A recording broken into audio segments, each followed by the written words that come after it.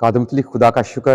और उसके नाम की तारीफ करते हैं कि बिलाशुबा वो शुक्रगुजारी के लायक खुदा है। और उसी ने एक बार फिर अपने फजल और अपनी मोहब्बत की बदौलत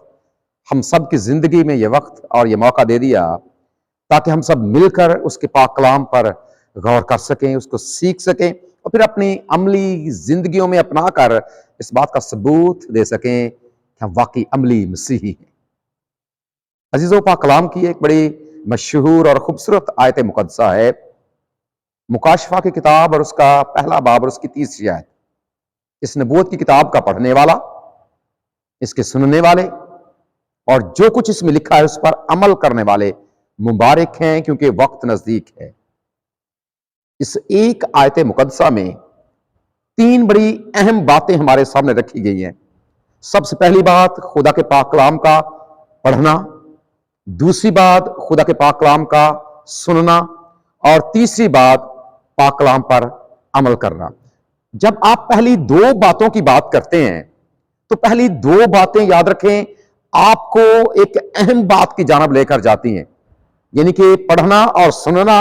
ये महज काफी नहीं है। इसका मतलब यह है कि ये दोनों चीजें आपको इस तरफ लेकर जा रही हैं कि आप इसको समझें और फिर इस पर अमल करें। इसका यह मतलब भी है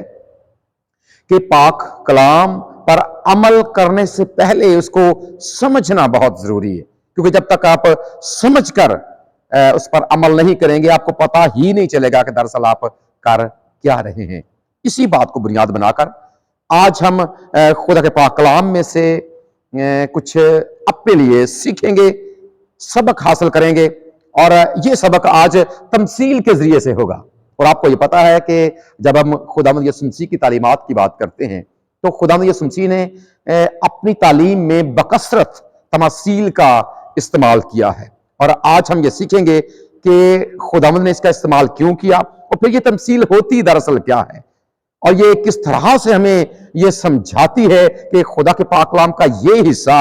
या ये तमसील के जरिए से जो पाक कलाम आप तक पहुंचाया गया है ये आपको क्या अहम सबक दे रहा है। याद रखें, जब हम लफ्ज तमसील की बात करते हैं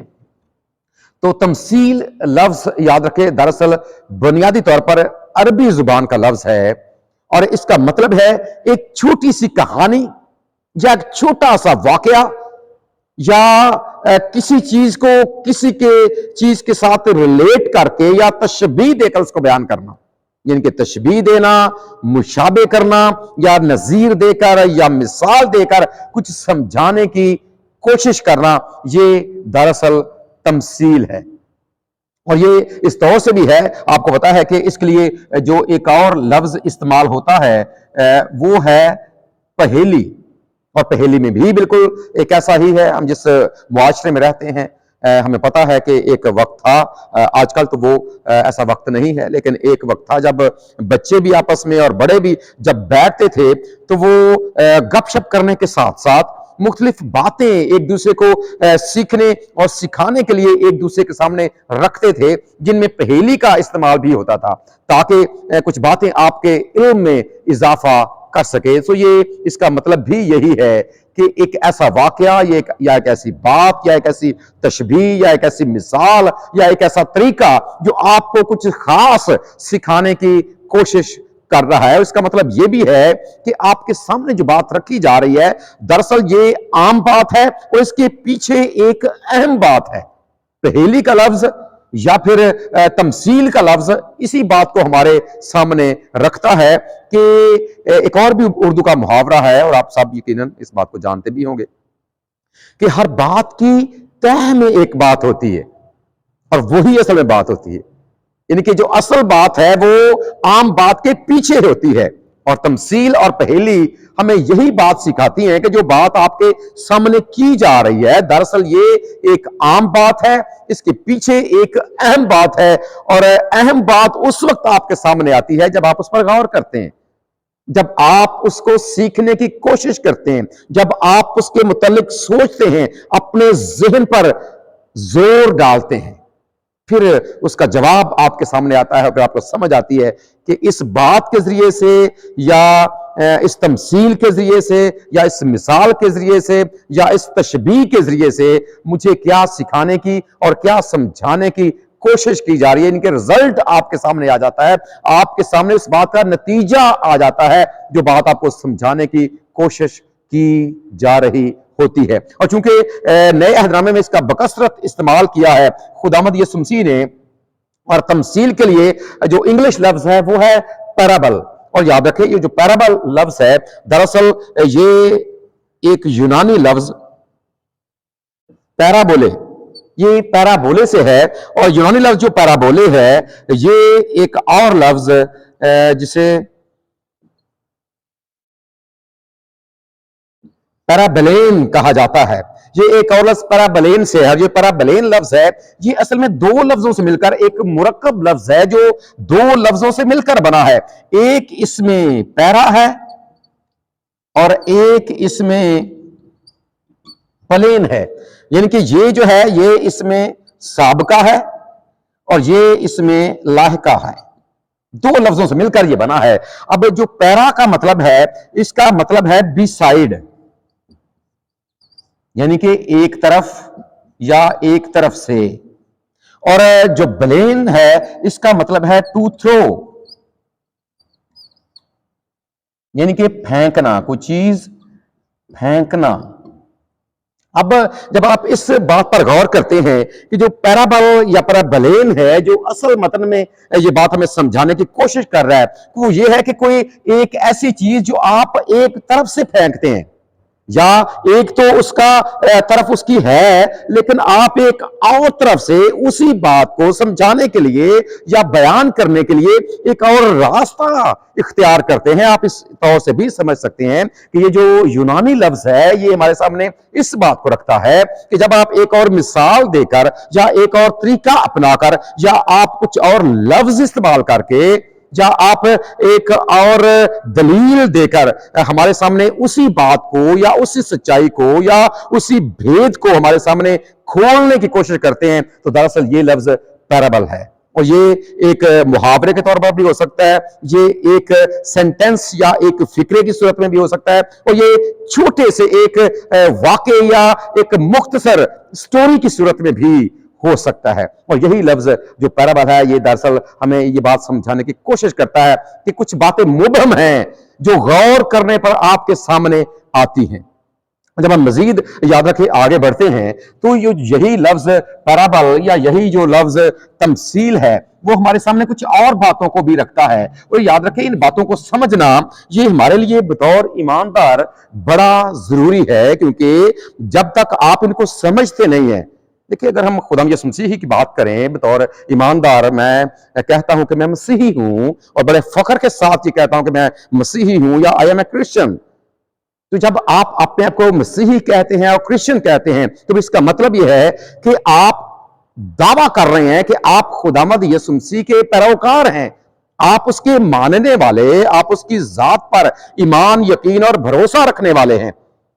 اور ایک طرح سے آپ یہ بات بھی دوسروں کے سامنے رکھ رہے ہیں کہ آپ دراصل خداوند یسوع مسیح کی تعلیم پر ایمان رکھنے والے ہیں، اور اس کی تعلیمات پر جب آپ ایمان رکھنے والے ہیں تو اس کا مطلب یہ ہے کہ اس کی تعلیمات کو سمجھنا یا جو کچھ اس نے سکھایا ہے اس کو سمجھنا بہت ضروری ہے، تاکہ پہلے آپ اس کو سمجھیں اور پھر سمجھ کر جب آپ اس پر عمل کریں تو پھر عمل کرنے کے نتیجے کے طور پر آپ ایک مسیحی سمجھے جائیں گے۔ اور ہمیں اس بات کا علم ہے کہ جب انطاکیہ کی کلیسیا میں پہلی بار خداوند یسوع مسیح کے پیروکاروں کو جب مسیحی کہا گیا تو انہیں اس وجہ سے کہا گیا کہ یہ وہ لوگ ہیں جو مسیح کی طرح کام کرتے ہیں یا اس طرح کے عمل کرتے ہیں یا اس طرح سے زندگی گزارتے ہیں جس طرح یسوع مسیح نے اپنی زندگی کو گزارا، اور اس کے لیے ضروری ہے کہ آپ ان تعلیمات کو سمجھیں، سمجھ کر ان پر عمل کریں، اور پھر دراصل آپ ایک حقیقی مسیحی بنتے ہیں۔ سو جب ہم تمثیل کی بات کرتے ہیں، اور چاروں اناجیل میں تمثیل بھری پڑی ہیں اور خدا یسوع مسیح نے ان کا بکثرت استعمال کیا ہے تاکہ آپ اس پر غور کریں، غور کر کے، اور پھر اس بات کو بھی ہمارے سامنے یہ بات آتی ہے کہ ایک بار शागिर्दों ने भी खुदाम यसू मसीह से ये सवाल किया कि खुदाम तू तमसीलों में कलाम क्यों करता है? तो खुदाम ने उनसे ये बात कही कि तुम्हें इन भेदों की समझ दी गई है, और ये समझ आपको उस वक्त याद रखी आती है जब आप गौर करते हैं कि दरअसल ये मिसाल देकर, ये तमसील देकर, या ये तशबीह बयान करके, या ये छोटी सी कहानी बयान करके, या ये वाकया बयान करके मेरे सामने क्या बात मेरा खुदावंद रख रहा है। तमसील को समझना बड़ा जरूरी है। जब हम याद रखें पैराबल की बात करते हैं, जब हम तमसील की बात करते हैं, तो इसके 3 हिस्से हैं, और जब आप इन तीनों हिस्सों को समझ जाएंगे तो फिर आपको ये पता चल जाएगा कि दरअसल ये तमसील क्या होती है। और मेरा ये ईमान है कि फिर जब आप गौर करेंगे खुदा के पाक कलाम पर, और बिलखसूस जब आप तमासील पर गौर करेंगे, तो फिर आपको पूरी समझ आ जाएगी कि आपका खुदावंद इस तमसील के जरिए से, कोई भी तमसील जब आप उसको अपनी जिंदगी पर लेकर आएंगे तो आपको फिर ये समझ आ जाएगी कि आपका खुदावंद दरअसल इस तमसील के जरिए से आपको क्या सिखाने की कोशिश कर रहा है। पहला एक बड़ा अहम हिस्सा है जब हम पैराबल की बात करते हैं, तो ये है इसका पिक्चर पार्ट। इसका आप जो उर्दू तर्जमा है वो आप कर सकते हैं तस्वीरी रुख। पिक्चर पार्ट, पिक्चर का मतलब तस्वीर, पार्ट का मतलब हिस्सा, यानी कि एक ऐसा रुख या एक ऐसी चीज जो आपको नजर आ रही है, जो आपके सामने है, जो आप अपनी आंखों से देख रहे हैं, या जो चीज आपके सामने रखी गई है। मिसाल के तौर पर आपके सामने ये व्हाइट बोर्ड आपको नजर आ रहा है, और आप ये देख रहे हैं कि उसके ऊपर कुछ उर्दू में लिखा हुआ है, कुछ इसके ऊपर इंग्लिश में लिखा हुआ है, और ये चीज आपको नजर आ रही है। इसका मतलब ये है कि ये जो व्हाइट बोर्ड का ये वाला हिस्सा आपकी तरफ है, या आपकी आंखें इसको देख रही हैं। इसका मतलब यह है कि ये इसका पिक्चर पार्ट या इसका तस्वीरी रुख है जो आपको नजर आ रहा है, जो आपकी आंखों के सामने है। और जब हम बात करते हैं तमसील की, तो उसमें भी यही होता है कि कुछ बात जो आपके सामने रखी जाती है, जो आपको नजर आ रही होती है, या कोई किरदार जो आपके सामने रखा गया होता है वो आपको नजर आ रहा होता है, और वो दरअसल उसका पिक्चर पार्ट होता है। इसका दूसरा एक इंतहाई अहम हिस्सा होता है, और वो है इसका रियल पार्ट। एक पिक्चर पार्ट है जो आपको नजर आता है, और एक है इसका रियल पार्ट। रियल पार्ट से मुराद यह है कि जो उसका असली रुख है, असली रुख। एक तस्वीरी रुख है और एक इसका असली रुख है। जिस तरह हमने देखा कि ये व्हाइट बोर्ड आपको जो जिस तरफ से ये आपको नजर आ रहा है, ये इसका तस्वीरी रुख है, ये इसका पिक्चर पार्ट है। लेकिन हमें पता है कि एक इसका इसके पीछे भी है, पीछे से भी इसका ये एक हिस्सा है, और ये इसका असली हिस्सा, क्योंकि जो आपको नजर आ रहा है दरअसल इस पैराबल में या तमसील में जो बात बयान की जाती है कि जो कुछ आपको नजर आता है ये असल नहीं है, ये आपको समझाने के लिए किया गया है। लेकिन जो इसका असल रुख है वो तो दूसरा है, यानी कि इसका जो रियल पार्ट है या जो असली रुख है ये इसका दूसरा हिस्सा है। और फिर इसी के साथ एक और बात, जो तीसरी चीज भी इसमें बहुत अहम है, वो है इन दोनों के दरमियान कंपैरिजन पॉइंट, यानी कि एक ऐसा नुक्ता जिसमें इन दोनों का, यानी कि पिक्चर पार्ट का और रियल पार्ट का जब आप मुआवजा करते हैं तो ये दरअसल बनता है इसका कंपैरिजन पॉइंट, यानी कि एक ऐसी जगह या एक ऐसा नुक्ता जो आप इन दोनों के मुआवजे के बाद, जब आप इनका मुआवजा करते हैं तो कोई चीज आपके सामने नतीजे के तौर पर आती है इन दोनों का मुआवजा करने के बाद। और जब आप इन तीनों की बात करते हैं, या तस्वीरी रुख की बात करते हैं, या जब आप असली रुख की बात करते हैं, और फिर जब आप कंपैरिजन इन दोनों का आपस में कंपैरिजन करते हैं, तो आपके सामने नतीजा आ जाता है कि दरअसल ये चीज है क्या, या रिजल्ट आपके सामने आ जाता है कि दरअसल ये चीज है क्या। और आप फिर तमसील के जरिए से ये सीख जाते हैं कि दरअसल आपको क्या समझाने की और क्या सिखाने की कोशिश की गई है। इसके लिए एक और बात हमने की, और ये इसके लिए एक और लफ्ज इस्तेमाल होता है, वो है पहेली। और जब आप याद रखें पहेली की बात करते हैं तो पहेली का लफ्ज हमारे सामने आते ही बहुत सी पहेलियां हैं, बच्चे इससे बखूबी वाकिफ हैं, इस बात को जानते हैं। आप जो बड़े लोग हैं उनको भी इस बात का यकीनन इल्म है और इस बात को समझते हैं کہ پنجابی زبان میں، چلے اردو میں بھی بہت سی پہیلیاں ہیں، لیکن آج ہم ایک چھوٹی سی پنجابی پہیلی پر غور کرتے ہیں، اور پہیلی یہ ہے، آپ نے غور کرنا ہے کہ دراصل یہ کس طور سے اس میں آپ کچھ سمجھانے کی کوشش کی گئی ہے۔ پنجابی کی ایک پہیلی ہے کہ نکی جی کڑی لے پراندہ ٹری، نکی جی کڑی لے پراندہ ٹری۔ آپ میری بات سن کر ہنس بھی رہے ہیں، لیکن اس کا ایک جواب ہے، یہ ایک سوال ہے جو آپ کے سامنے رکھا گیا ہے، یہ ایک پہیلی ہے جو آپ کے سامنے رکھی گئی ہے، یہ ایک چھوٹا سا کہانی یا ایک چھوٹا سا واقعہ ہے جو آپ کے سامنے رکھا گیا ہے کہ ایک چھوٹی سی بچی ہے اور پراندہ لے کر چل رہی ہے۔ پراندہ آپ کو پتا ہے جو لڑکیاں بالوں میں پہنتی ہیں، چھوٹی سی بچی ہے، پراندہ لے کر چل رہی ہے، لیکن آپ کو یہ سمجھنے کی ضرورت ہے کہ یہ اس کا پکچر پارٹ ہے، یہ اس کا تصویری رخ ہے، یہ اس کا اصل رخ نہیں ہے، اور آپ نے معلوم کرنا ہے اس کا اصل رخ، آپ نے اس کا اصل رخ معلوم کرنا ہے۔ اور جب آپ پکچر پارٹ کی بات کرتے ہیں کہ پکچر میں آپ کے سامنے ایک چھوٹی سی کڑی یعنی کہ ایک بچی ہے اور وہ پراندہ لے کر چل رہی ہے، جب آپ اس بات پر غور کرتے ہیں اور آپ کو پتا ہے کہ جو اس کا جواب ہے وہ ہے سوئی اور دھاگا، سوئی اور دھاگا اس کا جواب ہے۔ دیکھیں اصل میں کیا ہے، ایک لڑکی اور پراندے کی بات کی گئی ہے، لیکن جو سوئی اور دھاگا ہوتا ہے، سوئی اس کا مطلب یہ ہے کہ وہاں پر جو سوئی ہے لڑکی اس کا پکچر پارٹ ہے اور سوئی اس کا ریئل پارٹ ہے، اور جب پراندے کی بات کرتے ہیں دونوں کا کمپیریزن کی آپ کی بات کرتے ہیں، آپ کے سامنے یہ بات آ جاتی ہے کہ دراصل سوئی کے اندر جب دھاگا ہوتا ہے تو وہ بالکل ایسے ہی ہے جیسے ایک لڑکی نے پراندہ پہنا ہوا۔ سو یہ بات سمجھنے کے لیے ہے، سو اس کو سمجھنا، اس پر غور کرنا بہت ضروری ہے، اور چونکہ کلام مقدس میں یہ سب کچھ بیان کیا گیا ہے، ہمارے خداوند یسوع مسیح نے ان کا بکثرت استعمال کیا گیا ہے، تو اس بات کو سمجھنا، غور کرنا، یہ بطور ایماندار ہمارے لیے بہت زیادہ ضروری ہے۔ اور جب ہم بات کرتے ہیں ببلیکل تماثیل کی یا نئے عہد نامے میں جن کا استعمال میرے اور آپ کے خداوند نے کیا ہے، تو ایک بڑی مشہور تمثیل ہے، وہ ہے بیج بونے والے کی تمثیل۔ ہم اس بات کو بخوبی جانتے ہیں اور آپ کو یہ پتا ہے کہ نئے عہد نامے میں یعنی کہ جو اس کی پہلی کتاب ہے متی رسول کی معرفت لکھی گئی انجیل، اس میں آپ کو اس کا بیان ملتا ہے کہ وہاں پر ایک تمثیل ہے، بونے والا بیج بونے نکلا، ایک وہاں پر بونے والا ہے اور دوسرا وہ ہے بیج بونے نکلا، اس میں ایک بونے والا ہے اور ایک بیج ہے۔ اب ذرا اس بات پر غور کریں کہ اس میں جو بونے والا آپ کے سامنے جو رکھا گیا ہے وہ دراصل اس کا پکچر پارٹ یا اس کا تصویری رخ ہے، اس میں جو بیج آپ کے سامنے بیان کیا گیا ہے وہ دراصل اس کا یہ بھی اس کا پکچر پارٹ ہے، کیونکہ یہ آپ کو نظر آ رہا ہے، بیج بھی آپ کو نظر آ رہا ہے کہ بونے والا جو ہے وہ بیج لے کر نکلا ہے اور وہ بیج بو رہا ہے،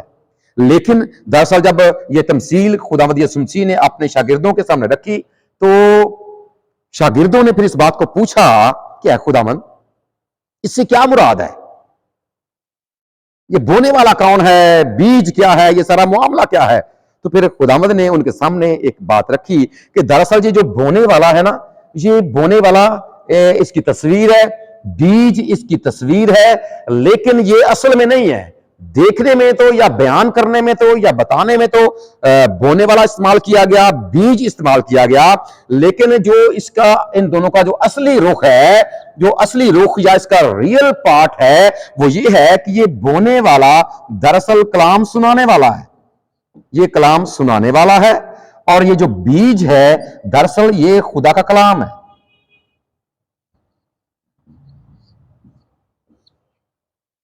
بونے والا پکچر پارٹ اس کا کہ بونے والا، پکچر پارٹ اس کا کہ یہ بیج، لیکن جو اصلی رخ ہے بونے والے کا کہ وہ کلام سنانے والا ہے، اور جو بیج ہے وہ دراصل خدا کا کلام ہے۔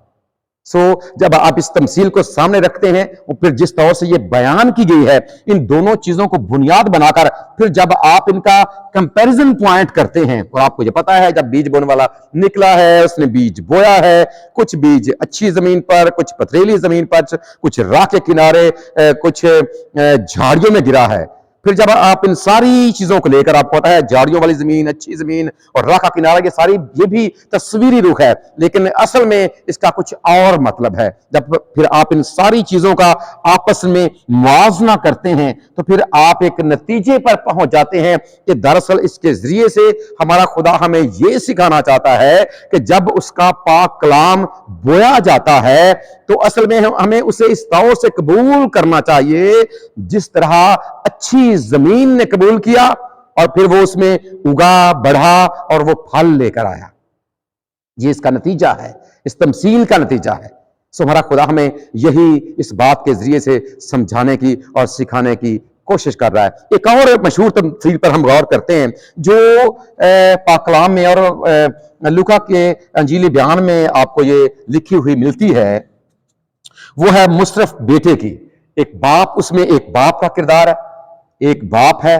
और एक उसका बेटा है। और हम इस बात को समझ गए हैं कि दरअसल ये जो बाप है ये इसका नजर आने वाला इसका पिक्चर पार्ट है, जो बेटा है ये भी इसका पिक्चर पार्ट है, लेकिन असल में जो इनके पीछे इनका असल रुख है, जो इनका ये रियल पार्ट यानी कि जो इनका असल रुख है, ये दरअसल बाप जो है ये खुदा है और ये जो बेटा है ये दरअसल एक गुनाहगार है,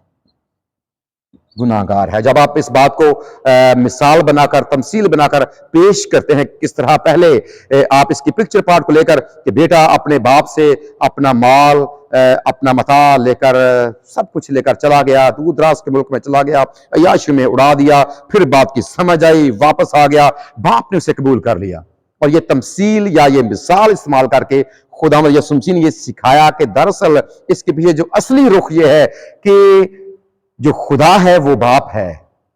खुदा एक गुनाहगार का इसी तरह इंतजार करता है और वो जिस तरह बाप ने बेटे को कबूल कर लिया, इसी तरह जो खुदा है वो गुनाहगार को जब वो तौबा करके वापस लौटता है, अपने गुनाहगार होने का इकरार कर लेता है, तो फिर जो खुदा है वो गुनाहगार को फिर दोबारा से उसी मनसब पर बहाल कर देता है जहां से वो गया था।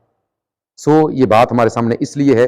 ताकि हम पाक कलाम पर गौर करें, इसको सुने, समझें, कबूल करें और फिर उस पर अमल कर सके। और ये तमासील हमारे सामने इसी बात को रखती हैं और उम्मीद है आपको ये सारी चीजें समझ में आ गई हैं। और अब जब कभी आप इन तमासील को सुनेंगे या इन पर गौर करेंगे, फर्ज करें यही बात आप ले लें कि जो आपका खुदा है वो आपका बाप है, क्योंकि जब भी हम दुआ खुदा से करते हैं, हमारे खुदावंद ने हमें ये बात सिखाई है, हम ये कहते हैं कि ऐ हमारे बाप। और आप याद रखें, जब हम इस बेटे की तरह हम गुनाह करके अपने बाप की, अपने खुदा की हजूरी से निकल जाते हैं, फिर जिंदगी के किसी मौके पर, शायद साल गुजरने के बाद या 2 गुजरने के बाद या जितना भी अरसा गुजरने के बाद, हमें जब ये समझ आ जाती है कि हमने किस तरह से गुनाह किया, हम किस तरह अपने खुदा के खिलाफ चले गए, हमें जब इस बात की समझ आ जाती है, सोचते जरूर हैं कि इस बेटे की तरह का शायद वो हमें कबूल करे या ना करे, लेकिन ये मिसाल देकर, तमसील देकर खुदावंद ने ये सिखाने की कोशिश की है कि आपका खुदा बतौर बाप हमेशा अपनी बाहों को फैला कर रखता है। वो आपका इंतजार करता रहता है कि अब कब वापस लौटते हैं।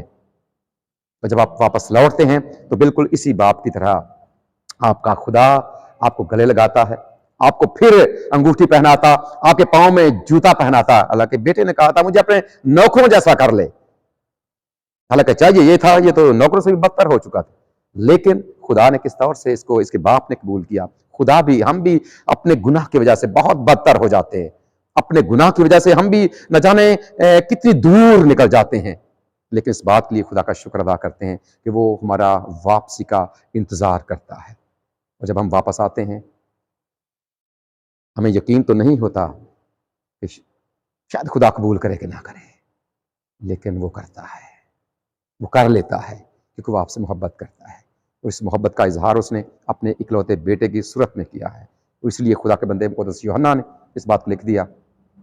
कि खुदा ने दुनिया से ऐसी मोहब्बत रखी कि उसने अपना इकलौता बेटा बख्श दिया, ताकि जो कोई उस पर ईमान लाए वो हलाक ना हो बल्कि हमेशा की जिंदगी पाए। हमारा खुदा इस पैगाम के वसीले से हम सबको बरकत बख्शे।